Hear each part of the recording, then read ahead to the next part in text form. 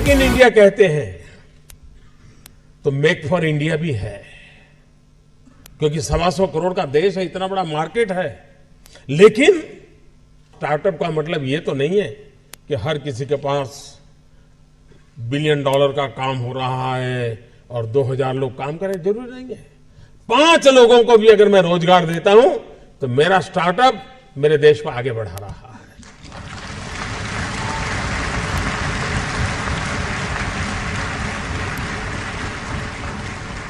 एक psychological change लाना है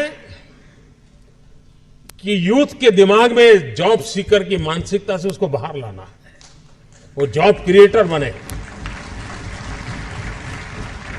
और एक बार उसके दिमाग में आ गया कि मुझे 2 लोगों की जिंदगी के बाद संभालना है, वो कर लेगा।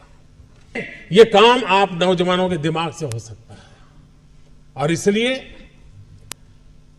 मैं जब कहता हूं स्टार्टअप इंडिया, तो मैं मान के चलता हूं स्टैंड अप इंडिया। इसके लिए मुझे अलग सोच करने की जरूरत नहीं है। जिस देश के पास 800 मिलियन 35 से कम आयु के नौजवान हो, जिस देश के नौजवानों के पास टैलेंट हो, हाथ में हुनर हो, अपरंपार सपने हो और पूरी दुनिया में अवकाश ही अवकाश हो, क्या नहीं हो सकता है।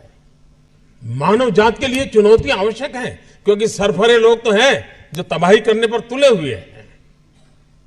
लेकिन हम मानवता को बचा भी तो सकते हैं। हमारे पास इस प्रकार के लोग हैं।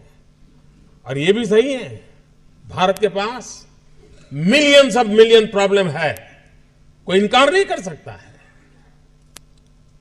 लेकिन एट द सेम टाइम मुझे इस बात का भरोसा भी है कि बिलियंस ऑफ बिलियन माइंड भी है।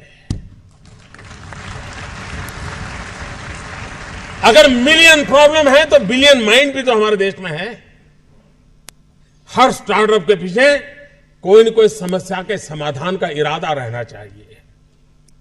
और जब किसी स्टार्टअप के पास समस्या के समाधान का इरादा होगा तो उसकी संतोष का लेवल भी कहीं कुछ और होगा जी। जब किसी की जिंदगी में बदलाव लाता है तो उसको एक सेटिस्फेक्शन मिलता है।